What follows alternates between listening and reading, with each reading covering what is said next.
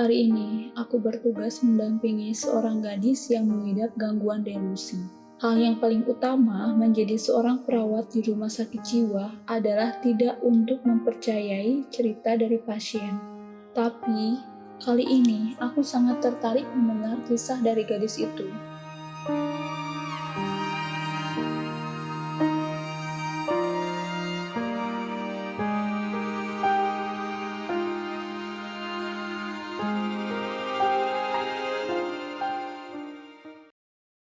Terkadang, dia ingin menjadi sosok kupu-kupu cantik yang bisa terbang setinggi mungkin, menikmati alam dunia yang begitu menenangkan. Tapi itu hanya hayalan semata. Kenyataannya, dia hidup di sebuah panti asuhan.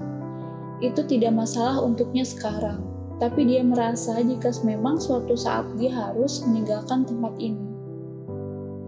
Pada hari itu, di mana cuaca sedang cerah, namun udaranya cukup menyejukkan. Siapapun akan menyukai dengan suasana alam seperti itu, tapi tidak dengannya. Di panti asuhan ini, dia tidak mempunyai teman sama sekali. Rasa kesepian terkadang muncul dari dirinya saat melihat teman-temannya sedang asik bermain. Rasa kesepian itu menghilang begitu saja ketika Mama menemaninya untuk bermain. Wanita itu merupakan seorang pengurus panti asuhan. Ada beberapa mama di sana, tapi dia hanya dekat dengan mama itu. Menurutnya, mama yang selalu menemaninya seperti sosok malaikat penjaga untuknya. Setiap hari, dia selalu ditemani oleh mama. Bahkan, setiap malam ketika tidak bisa tidur, mama selalu menceritakan sebuah dongeng sampai dia terlelap di tidurnya. Dia merasa sangat nyaman, sehingga dia tidak membutuhkan teman, karena mama selalu ada di sampingnya. Tapi, masa indah yang telah ia jalani selama hidupnya kandas begitu saja. Mama mati terbunuh dan nahasnya dia adalah orang yang pertama melihat mama bersimbah darah dengan pisau yang tertusuk di bagian lehernya. Aku hampir muntah mendengar ceritanya. Meskipun aku seorang petugas kesehatan, tapi aku tidak sanggup melihat darah. Aku tidak suka dengan darah. Melihatnya saja membuat pandanganku menghitam setelahnya. Aku tidak bisa membayangkan bagaimana anak kecil melihat orang yang sangat dia cintai tewas di depan mata. Aku sempat mengalaminya. Ketika ayahku tewas gantung diri, aku dan ibuku disekap di suatu gudang yang sempit tanpa ventilasi. Rasanya aku akan menghadapi kematian yang serupa dengan ayahku. Tercekik karena tidak bisa bernafas, suatu trauma yang tidak bisa aku lupakan. Aku merasa jika kematian seperti itu adalah hal yang paling menyakitkan.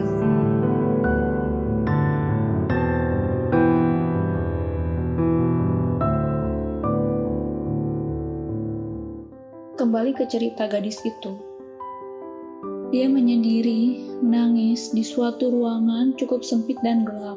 Bahkan, cahaya lampu yang menyelinap di sela-sela lubang pintu tidak cukup meneranginya. Dia menangis terseduh-seduh memecahkan kesunyian malam.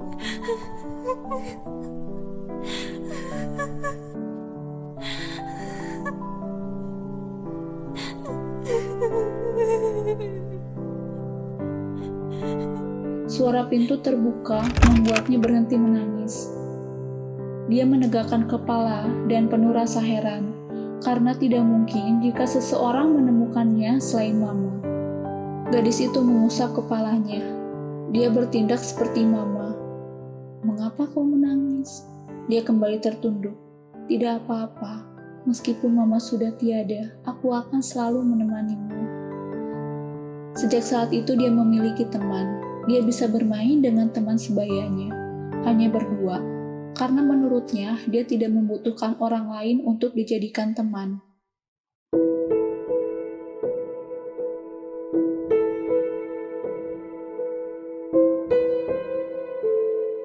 Beberapa bulan setelah kematian mama dan waktu yang cukup singkat untuk menyembuhkan luka, gadis itu pergi meninggalkannya. Dia diangkat oleh sepasang suami istri yang menginginkan anak perempuan, namun usia mereka sudah tidak muda. Ditambah lagi, istri itu sudah kurang produktif. Dia mempunyai kanker rahim yang mengharuskannya untuk diangkat dan menjalani kemoterapi yang rutin. Gadis itu merasa iba mendengarnya. Dia memeluk calon ibu yang sedang menangis.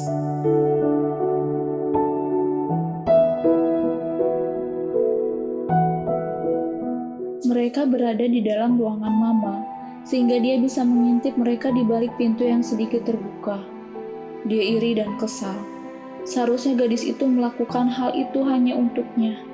Dia berlari menjauh dari ruangan Mama.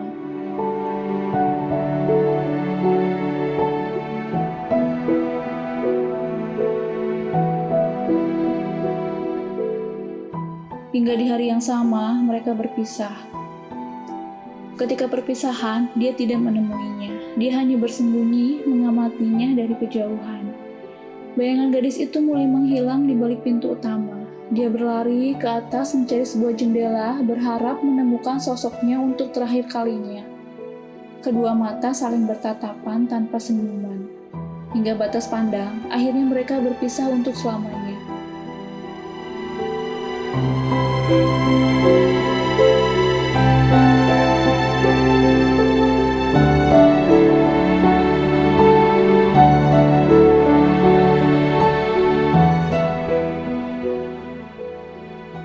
Dia menyesal.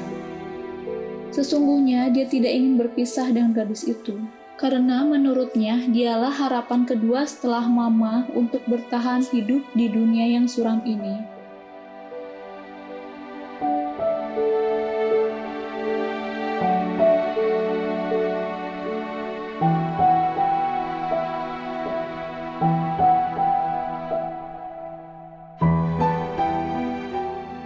Suatu hari, dia memutuskan untuk diangkat oleh calon orang tua.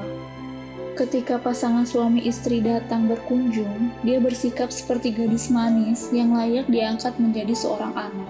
Hal itu dia lakukan agar bisa menemukan gadis itu, berharap bisa bebas dari panti dan menemukan dunia luar.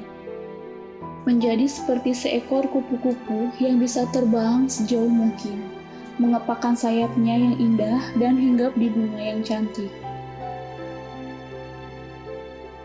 Hal itu merupakan harapan yang terlalu besar untuknya. Tidak mengapa jika dia tidak menjadi kupu-kupu yang memiliki sayap indah dan hinggap di bunga yang cantik. Asalkan dia bisa terbang bebas seperti kupu-kupu itu membuatnya cukup senang. Tapi, semua itu sirna, hatinya pecah melihat keadaan rumah barunya. Bukan seperti rumah pada umumnya. Seperti rumah kosong yang kembali diisi oleh penghuni baru, namun tidak sempat dibersihkan sama sekali. Rumah itu tampak kacau. Ketika mereka mulai keluar dari mobil, mereka menunjukkan sifat aslinya. Berbeda sekali keadaannya dengan di sini. Semua yang mereka lakukan di panti adalah sandiwara, pikirnya. Dia yakin jika mereka bukanlah sepasang suami istri, namun hanya sepasang kekasih biasa. Lantas, hal apa yang membuat mereka mengadopsi seorang anak? Kau anak manis, badanmu cukup bagus. Laki-laki itu berbicara di sofa dan melakukan perbuatan tidak senonoh dengan kekasihnya di hadapannya. Jangan tundukkan kepalamu dan lihatlah. Wanita itu berbicara tanpa menatapnya. Aku meneteskan air mata mendengar ceritanya, begitupun dengannya. Bagaimana bisa dia menjalani kehidupan yang sulit ini? Suara pintu rumah terbuka. Seorang laki-laki berusia parubaya masuk ke dalam rumah dan duduk di sofa sebelah mereka. Bagaimana bisa kalian tidak berhenti ketika seorang tamu berkunjung dan duduk di hadapan kalian?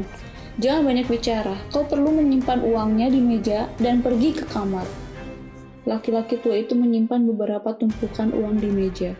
Dia kaget melihat uang sebanyak itu. Untuk apa? Pikirnya. Dia tidak melihat transaksi sama sekali. Tidak ada barang untuk dijual. Uang itu cukup untuk kau datang kemari selama seminggu. Setelah itu kau perlu membayarnya lagi atau pergi. Laki-laki itu tampak tak asing. Siapa laki-laki itu? Apakah dia pernah bertemu sebelumnya?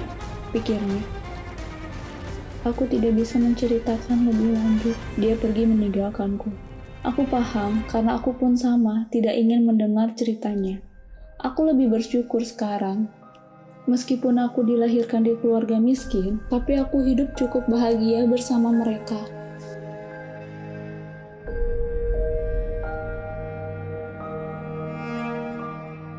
Jam pulang tiba. Setelah aku menyelesaikan pekerjaanku, aku mengganti pakaian dan mengambil tas, lalu bergegas pergi. Karena sebenarnya aku tidak suka berlama-lama di tempat ini. Tapi, ketika aku berjalan menuju pintu keluar, seorang laki-laki tampan berdiri di hadapanku. Dia tampak sedang kebingungan. Dia melihat ke arahku. Kami sedang bertatapan. Dia membawa setangkai bunga mawar berwarna hitam. Mengapa hitam? Dan untuk siapa bunga itu? Permisi? Sial, aku tidak tahu namanya. Dia berbicara seolah-olah sedang kesal dengan dirinya. Dia menggarukkan kepala. Aku tidak tahu namanya, mungkin lupa. Dia adalah gadis yang sebelumnya ditahan di penjara X dan dipindahkan ke sini karena mengidap gangguan delusi.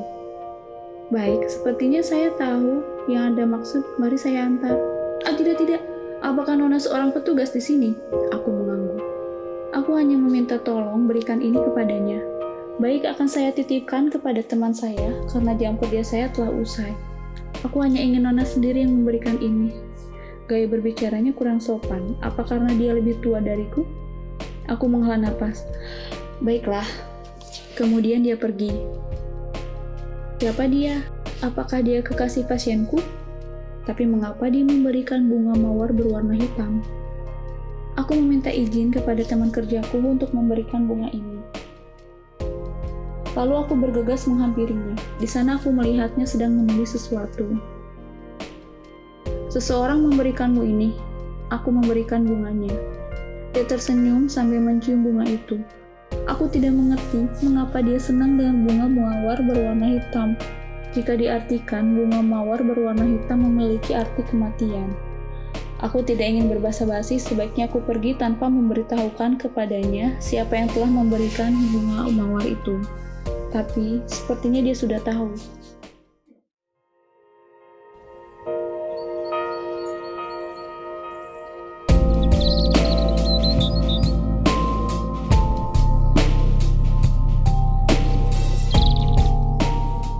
Pagi yang indah, aku sangat menyukai saat pagi hari, di mana aku bisa memulai kehidupan yang baru. Tapi, sebenarnya aku tidak terlalu menyukai pekerjaanku yang sekarang. Setelah uangku terkumpul, aku ingin mencoba hal lain yang bisa kulakukan.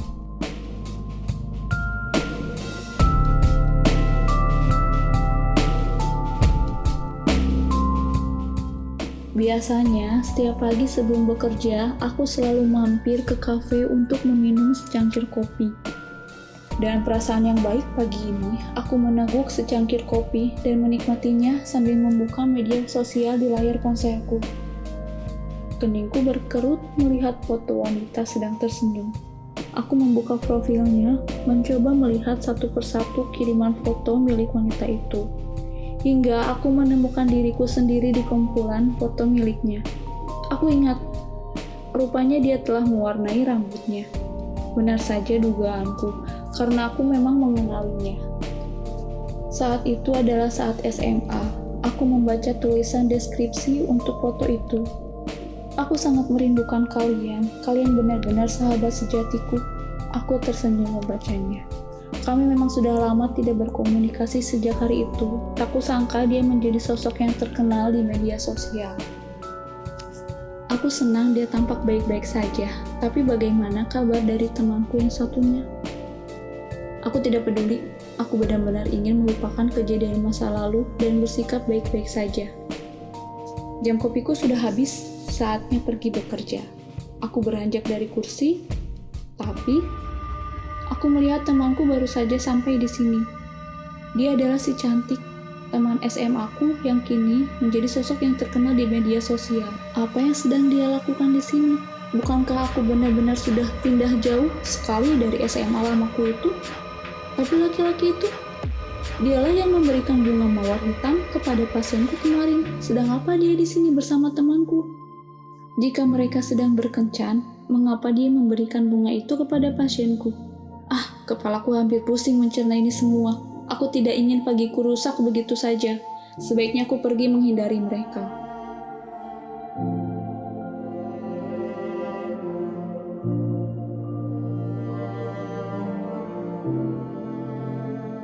Terima kasih, karena bunga itu perasaanku sedikit membaik.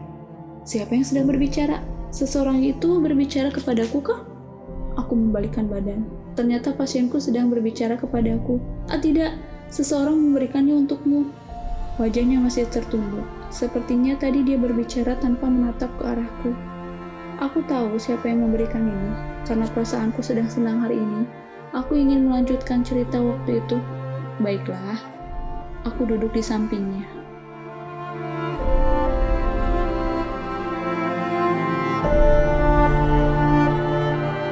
Sebenarnya dia tidak ingin melakukan perbuatan itu, tapi laki-laki itu memberikan foto seorang anak kepadanya. Kau seumuran dengannya, bukan? Dia syok melihat sosok gadis di balik foto itu. Benar dugaannya, laki-laki itu tidak asing baginya. Kalau kau mau melakukannya, aku pastikan temanmu tidak akan tersentuh sedikit pun oleh jariku yang kotor ini. Laki-laki tua itu tahu jika mereka berdua berteman. Tidak sampai seminggu dia melayani laki-laki itu. Seorang istri dari laki-laki itu mengalami kesehatan yang semakin memburuk. Tak lama lagi hidupnya akan berakhir. Laki-laki itu berencana akan membuang anak angkatnya atau melayani dirinya. Sebentar lagi seminggu akan berakhir. Sebaiknya aku memanfaatkan anak angkatku untuk melayaniku. Dia tersenyum. Karena dia tidak tahan mendengar ucapan dari laki-laki itu, akhirnya aku membunuhnya. Akhir cerita masa lalu yang kelam dari gadis ini. Perbuatan yang sangat fatal untuk usianya, tapi ya, aku tidak bisa menuduhnya telah melakukan perbuatan yang salah. Karena situasi membuatnya harus melakukan itu. Aku akan melakukan hal yang sama jika di posisinya, tapi aku tidak ingin sampai tersentuh laki-laki kotor menjijikan itu. Seorang anak laki-laki membantuku. Aku diam tidak merespon perkataannya. Aku ingin balas dendam, meskipun orang-orang itu sudah mati, seseorang dari keluarga salah satu kekasih itu menjadi penerus bisnis busuk. Rasanya hal ini tidak asing bagiku. Aku melamun mengingat-ingat kejadian masa lalu. Suster, kau memiliki tahi lalat yang indah di bawah matamu. Dia tersenyum. Untuk pertama kalinya, aku melihat wajahnya yang sedang tersenyum. Dia cukup manis dengan rambutnya yang pendek. Terima kasih. Aku cukup gugup mendengar sebuah pujian. Sejujurnya aku baru pertama kali mendapatkan pujian. Ayah, sebenarnya mama itu adalah ibu kandungku. Apa? Dia pergi meninggalkanku. Bagaimana bisa seorang ibu meninggalkan anaknya di panti asuhan? Tidak. Mungkin karena mama membutuhkan pekerjaan dan tidak ada yang bisa mengasuh anaknya, sehingga dia menitipkan di panti asuhan sambil bekerja di tempat itu. Mungkin seperti itu. Entahlah. Aku harus menunggunya lagi untuknya bercerita kepadaku. Gadis yang malang.